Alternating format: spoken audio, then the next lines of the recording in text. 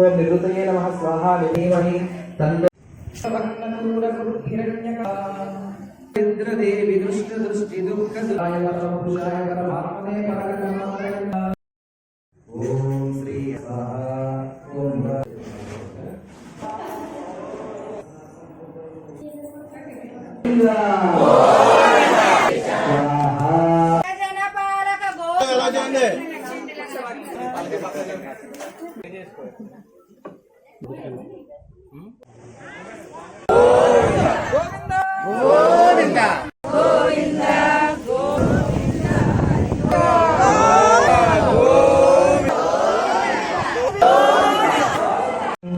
ओम श्री श्रीभू समेत श्री वरनाथ स्वामी तत्स्वरूप समेत श्री वरनाथ स्वामी तत्स्वरूप श्री वेंकटेश्वर स्वामी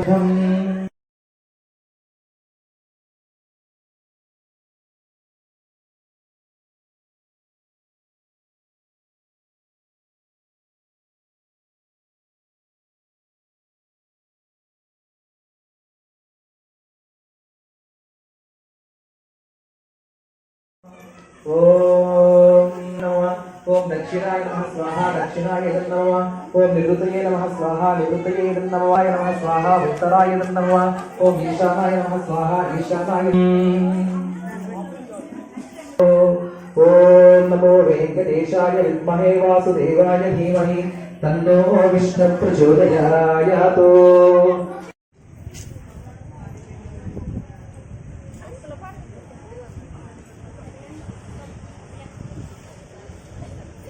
ओम श्री लक्ष्मी स्वाहा लक्ष्मी नमः प्रज्ञा प्रज्ञा एकत्वेकमता ओम श्री लक्ष्मी स्वाहा लक्ष्मी नमः सहस्रभास्करस्फुरत्प्रभाषदुर्निरीक्षणं प्रभक्तदूरकृतिरण्यकस्य स्वाहा मंत्रयंत्रतंत्र औषधाय नेत्रे ज्वालापरिता ओम भजे ओम श्री लक्ष्मी सिंहाय स्वाहा लक्ष्मी सिंहाय नमः करंतं सर्वतोमुखं नृसिंहं देशनं सर्वमृत्योर्मोक्षोन्मान्यं स्वाहा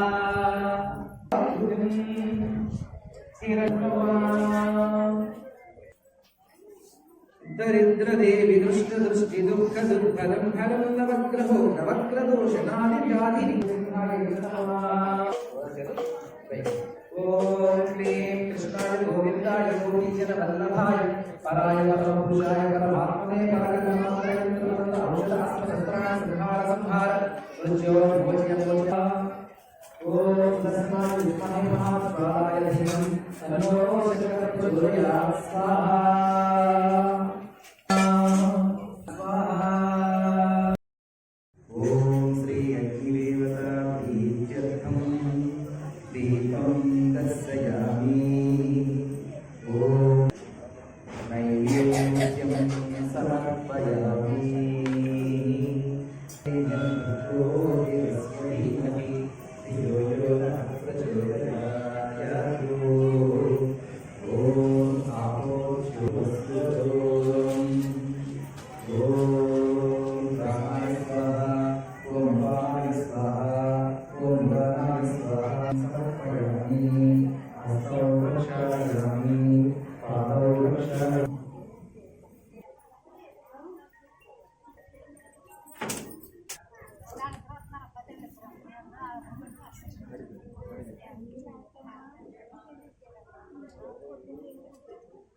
हरि ओम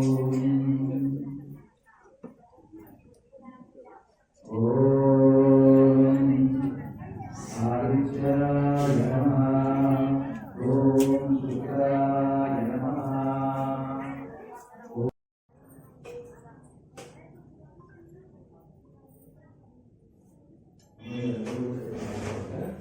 ओम गुरुब्रह्मा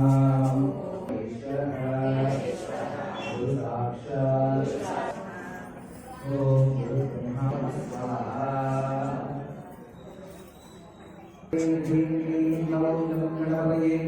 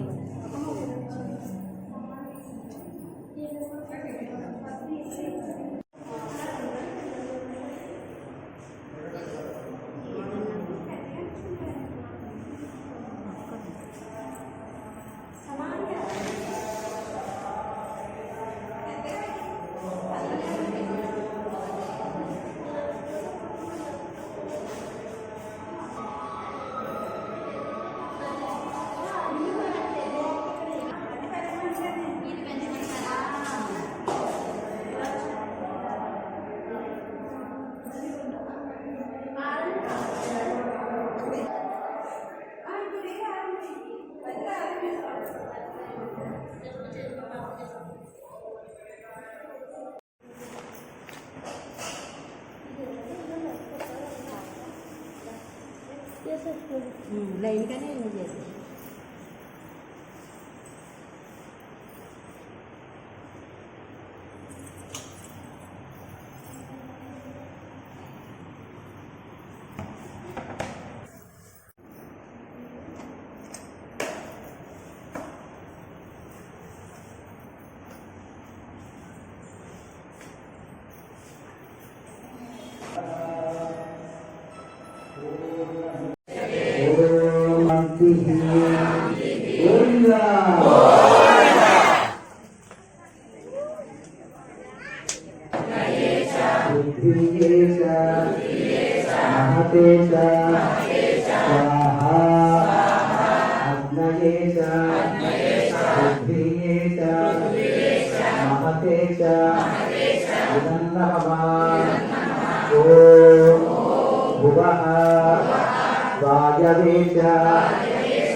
अंतरिक्षे च महते च स्वाहा वायवे च अंतरिक्षे च महते च नमः ओम सुबह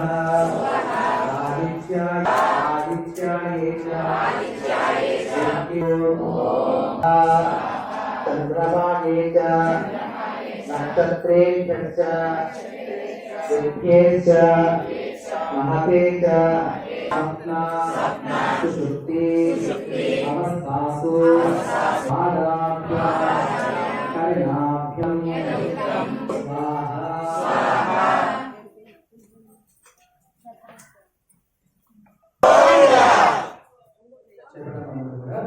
मंत्रहीनं मया देवा परिपूर्णं नमस्तुते गोविन्द गोविन्द मया कृता श्री भूषणेन्द्र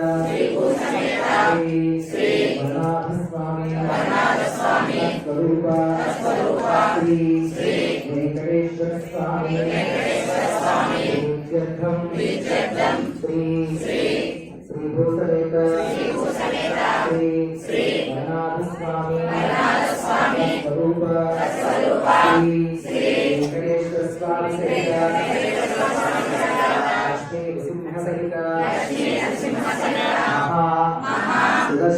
सुदर्शन श्री भूषणेन्द्र स्वामी स्वरूप श्री स्वामी गोविंद अनंतपुरी क्षेत्र निवासाय गोविंद रमण गोविंद रात्रि रमण गोविंद सीतानायक गोविंद श्रितजन पालक गोविंद आंजनेय वरद गोविंद लक्ष्मी वल्लभ गोविंद लक्ष्मणाग्रज गोविंद गरुडगमन गोविंद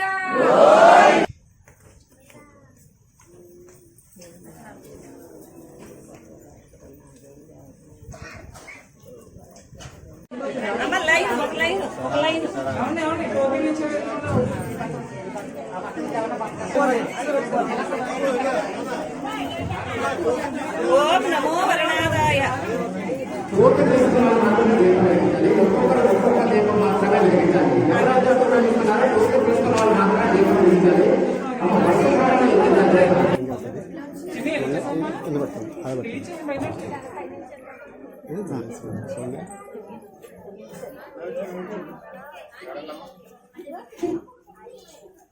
అమ్మా తొందరగా తెమిల్చుకోవాలంటే అమ్మా ఫాస్ట్గా. మీరు టోకెన్ తీసుకున్నారా? టోకెన్ మరి టోకెన్ తీసుకుంటే ఎలా కుదురుతుంది? టోకెన్ తీసుకున్న వాళ్ళు మంది లెక్క బాబు ఇదిగా టోకెన్ ఉన్న వాళ్ళే లోపల ఎలా చేయండి.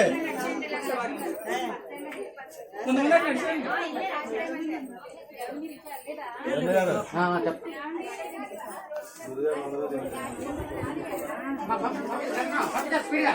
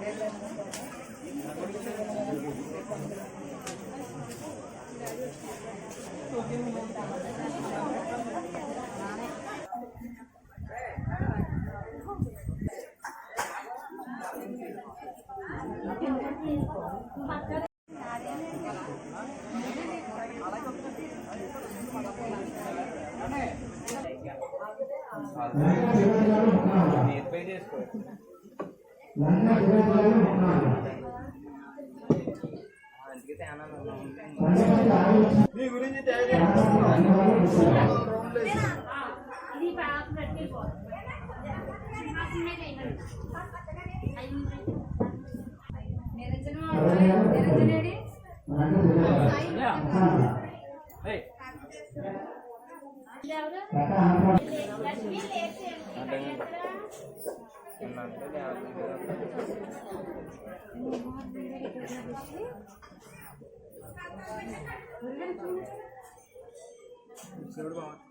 బ్లూటూత్ కనెక్షన్ లేదమ్మా. మరి కేబుల్ పెట్టాలి ఛార్జింగ్.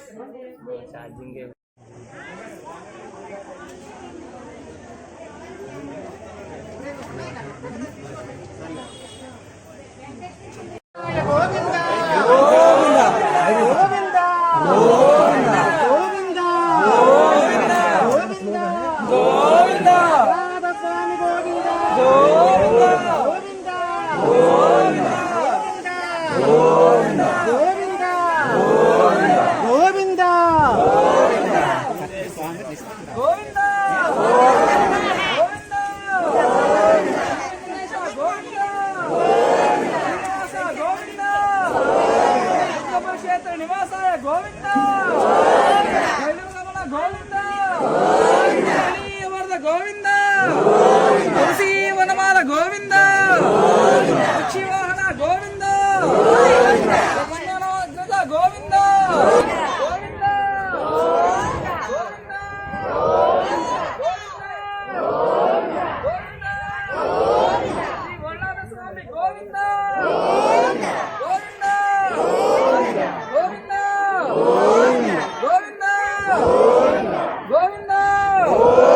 గోవింద గోవింద గోవింద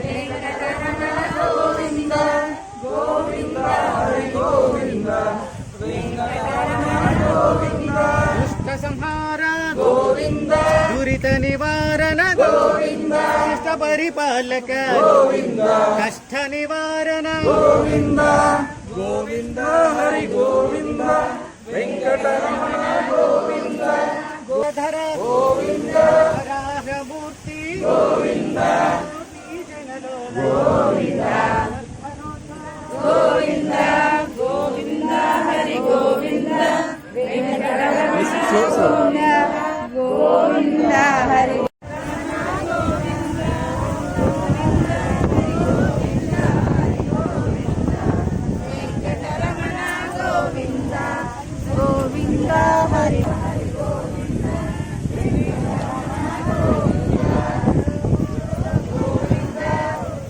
గోవింద వెంకటరమణ గోవింద గోవింద హరి గోవింద వెంకటరమణ గోవింద గోవింద గోవింద క్షేత్ర నివాసాయ గోవింద గోవింద గోవింద గోవింద గోవింద గోవింద గోవింద గోవింద జగన్నాథ స్వామి గోవింద గోవింద క్షేత్ర నివాసాయ గోవింద గోవింద ఏడుకొండలవాడ గోవింద గోవింద గోవింద గోవింద గోవింద గోవింద గోవింద గోవింద గోవింద జగన్నాథ స్వామి గోవింద ముక్తపురి క్షేత్ర నివాసాయ గోవింద గోవింద గోవింద గోవింద గోవింద గోవింద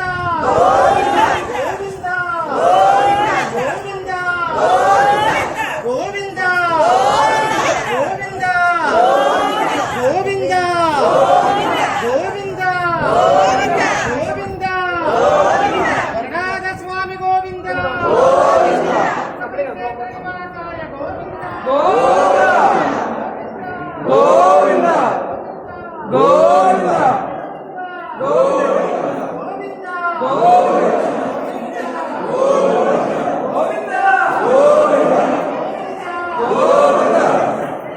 గోవింద గోవింద గోవింద శ్రీనివాస గోవింద గోవింద స్వామి గోవింద అంజనీయ వరద గోవింద గోవింద గోవింద గోవింద గోవింద గోవింద గోవింద గోవింద గోవింద గోవింద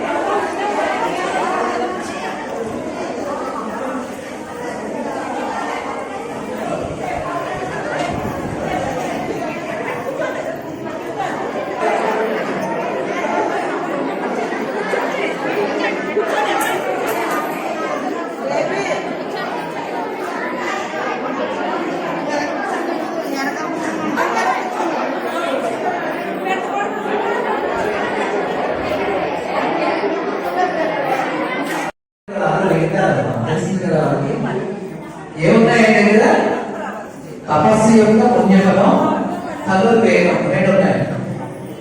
ఈ రెండాటిలో మీకు ఏం కావాలో కోరుకోమని అప్పుడు ద్రోణాచార్యుడు అడిగాడండి నాకు ధనుర్వేదాన్ని ఇవ్వండి. అప్పుడు ద్రోణాచార్యుడికి ధనుర్వేదాన్ని ఇచ్చాడు. అందుకనే అత్యంత గొప్ప గురువులో ద్రోణాచార్యుడు. అటువంటి ద్రోణాచార్యుడు అర్జునుడికి ఇద్దరు నేర్పించాడు. మొత్తం ధర్మ సంస్థాపన జరిగింది. అందరూ ఏమనుకుంటారు అంటే పరశురాముడు చాలా గొప్పవాడు అన్నారు. కానీ పరశురాముడి శిష్యుడే నేను మీకు అదే చెప్తున్నాను. ఎలిమెంటరీ స్కూల్లో చదువుకునే పిల్లలు అనుకున్నాను ఒరే మాట్లాడకుండా మందరి నుంచి కూర్చోబెడతాం. మీరు ప్రౌఢ దశకు వచ్చారు పెద్దవాళ్ళు. అది దేవుడి పూజ దగ్గర ఎందుకు మాట్లాడుతున్నారో నాకు అర్థం కావట్లేదు. దేవుడి దగ్గర మాట్లాడకూడదు. ఆత్మతో ఉండాలని దర్శించుకోవాలంటే మీరు అది గుర్తుపెట్టుకోండి. ఈ స్వామి వేరు, ఈయన వేరు, ఇప్పుడున్న స్వామి. ఆ భక్తుడు కూడా ప్రాప్తం ఉంటేనే వాడు దర్శనమిస్తాడు, లేకపోతే కూడా. సో కాబట్టి ఆయన గురించి నాకు తెలుసు కాబట్టి నేను ఏంటంటే వచ్చారు భగవంతుడు ఇంతమంది తెలుసుకున్నారు, వీళ్ళు అందంగా చూసి పంపించేయడం అవ్వాలి. అంతేగాని వేల మీదుగా రెండో కూడా తెలిసి అలా ఉండదు. సో కాబట్టి అందరూ కూడా కొంచెం ఎవరి తత్వాన్ని బట్టి వాళ్ళు సాంప్రదాయబద్ధంగా అందంగా ప్రవర్తించారు. ఓకే, ఇప్పుడు రామాయణంలో పెడతాము. రామాయణంలో శ్రీరామచంద్రుడు ఏం కష్టం చెప్పండి, ఎవరైనా చెప్పుతారా? శ్రీరామచంద్రుడు వచ్చిన కష్టం ఏంటనేది, అది కష్టం అయితే అవుతుంది, మా బాధ అవుతుంది. కష్టం అంటే ప్రాణ సంకల్పితి రావాలి. భార్య వెళ్ళిపోతే కలిగేదని బాధ అంటారు, కష్టం అంటే గుర్తుపెట్టుకోవాలి. భార్య వెళ్ళిపోయిన తర్వాత, భార్య ఎవరు ఎత్తుకెళ్ళిపోయిన తర్వాత భర్త భార్య పడిపోతే వాళ్ళు చేతగానే వాళ్ళు ఉంటారు, అది భారీ కష్టం అవ్వదు. కష్టం అంటే ప్రాణ సంకట స్థితి. ఆకాశం పళ్ళున పేలిపోయిందన్నమాట, అందులో నుంచి పరశురాముడు వస్తున్నాడు. ఆ పరశురాముల వారి యొక్క నాగవనాన్ని చూసి దశరథ మహారాజు యొక్క సైన్యం అంతా కూడా ఓడ్చపోయింది. మీరు కూడా ఎలా ఉంటారు చేస్తే, నేను చెప్తున్నాను, ఓపెన్ చెప్తున్నాను, వినాయక చవితి సెలబ్రేషన్ చేస్తారు. అసలు మన అతిరథ మహారాజులందరూ చేస్తారు. వర్షం వచ్చిందనుకోండి, దేవుడు అక్కడ పెట్టేస్తారు. వేరే తడవకూడదు. నిజమా కాదా చెప్పండి మీరు? ఎందుకంటానంటే మీరందరూ ఏదో కలిసి వస్తుందనే పూజ చేస్తారు తప్ప కలిసి రాదంటే చేయరు, అది మానవ లక్షణం. అలాగే దశరథ మహారాజు యొక్క సైన్యం అంతా కూడా పరుగో పరుగు దూరించి ప్రతిజ్ఞ చాలా పరిగెత్తుకుంటారు. ఆయన సభని చూసి, ఎవరిని చూసి? పరశురాముల వారి యొక్క ఆగమనాన్ని చూసి శ్రీరామచంద్రుడి దగ్గర ఉన్నటువంటి తండ్రి గారి యొక్క సైన్యం పలుకు అసలు కనిపిస్తే అంటే వాళ్ళు గదులుండి కొనసాగించాల్సిన వాయిదా రాముందంటే వచ్చాడంటే గొడవతో రామాయణ చదివితే అర్థమవుతుంది. ఎవరో మాట్లాడుతుంటే వశిష్ఠ మహర్షి దశరథ మహారాజు అంటున్నాడు, నాయన మంచి వస్తున్నాడు, చాలా మంచి ఈయన అందుతున్నాడు, ఏరా నువ్వేనా రాముడు అంటే అందులో ఏముండదు. బాణాలు తీసుకున్నాడు శ్రీరాము, ఇలా తీసుకుని చేతితో బాణం ఇచ్చాడు, బాణాన్ని ఎక్కుపెట్టి అన్నాడు, ఎక్కుపెట్టాడు అన్నాడు.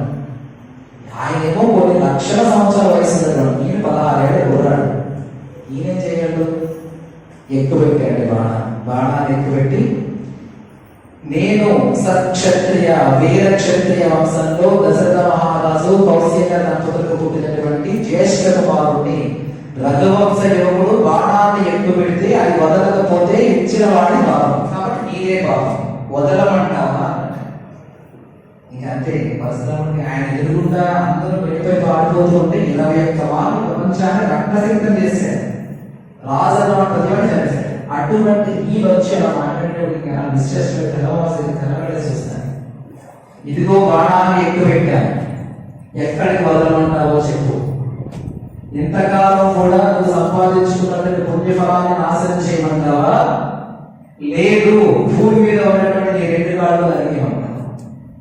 వీరమ్మ శ్రీరామచంద్రుడు అంటే రోమాంచనం అవుతాయి చెప్తుంటే, వీరుడు అని గర్వపడేటువంటి 2 కాళ్ళు నరికేమంటావా? పరశురాముల పైప్రాణ పైన అంటే ప్రపంచంలో అంత గురువు లేడే, అంత నుంచి గురువు లేడు, పరశురాముల గురువు లేడు. ఆ అహంకారంతో వచ్చేటప్పటికి ఇదిగో చెప్పు ఏం చేయమంటావు అని అడిగితే పరశురాముడు అంటాడు, నాయన రామ క్షమించయ్యా, తప్పైపోయింది, నువ్వెవరో తెలుసుకోలేదు, నువ్వు నా 2 కాళ్ళు నరికేసావు అనుకో, నేను ఈ భూమిని దారాలు, ఆ కొడుకు కూతురు బాగుండాలి, వాళ్ళు హ్యాపీగా ఉండాలి, వాళ్ళు పైన ఉండాలి అని చిరిగిపోయిన పని ఏదన్నా వేసుకుంటాడు తప్ప నీట్గా జీన్స్ ప్యాంట్ చేసి తన పిల్లల కోసం అంతలా ఉంటాడు. ఇంకోటి తెలుసా, బయటికి వెళ్ళి అప్పు చేసి తెచ్చానా పిల్లలకి వచ్చానని చూస్తాడు, తన అప్పుల వాళ్ళు అయిపోతాడు, పనికి మన వేదాన్ని తిప్పించుకుంటాడు, కానీ పిల్లలు ఇంత మాట్లాడే వాళ్ళు పేగ పట్టుకుంటాడు వచ్చి. తెలుసా, నాయన దశరథ, నీ కొడుకుకి ఎంత కష్టం వచ్చినా నీ కొడుకే నెగ్గుతాడు. మీరందరూ ఏమంటారంటే సాక్షాత్తు విష్ణుమూర్తి అంశ అయ్యే ఎక్కువస్తాం. మీరు దేవుడికి నిజంగా చూడండి ఎలా చేస్తారంటే మనుషులు బ్రతికుండగానేమో తిట్టేస్తారు, చచ్చిపోయిన విగ్రహాలు కూడా దాని మీద పూజ చేస్తారు కదమ్మా. నిజంగా ఆలోచించండి. అంటే అడ్డు వదిలిపోయినందుకు సంతోషపడతారో ఏంటో నాకైతే తెలియదు. ఒక్కసారి అందరూ లేచి కూర్చోండి. ఆ గురువు గురించి చెప్తాను ఏంటో ఒక్కసారి నమస్కారం చేసుకోండి. ఆ గురువు ఎంత గొప్పడో అర్థం. ఒక్కసారి లేచి నుంచి నమస్కారం చేసి అవసరం మళ్ళీ కూర్చోండి. ఆ గురువు గురించి చెప్పేటప్పుడు మీరు అందరూ తెలుసుకోవాలి. కూర్చోండి అందరూ కూడా. శ్రీరామచంద్రుడి యొక్క గురువు ఎవరు? కూర్చోండి. ఎవరు శ్రీరామచంద్రుడి యొక్క గురువు? ఎవరు? శ్రీరామచంద్రుడి యొక్క గురువు గారు ఎవరు? ఎవరు? శ్రీరామచంద్రుడి పైన ఏకన కూడా వాదనలేదే. రావణాసురుడితో యుద్ధం జరిగింది. గుర్తుపెట్టుకోండి. ఆర్య స్వభావంలో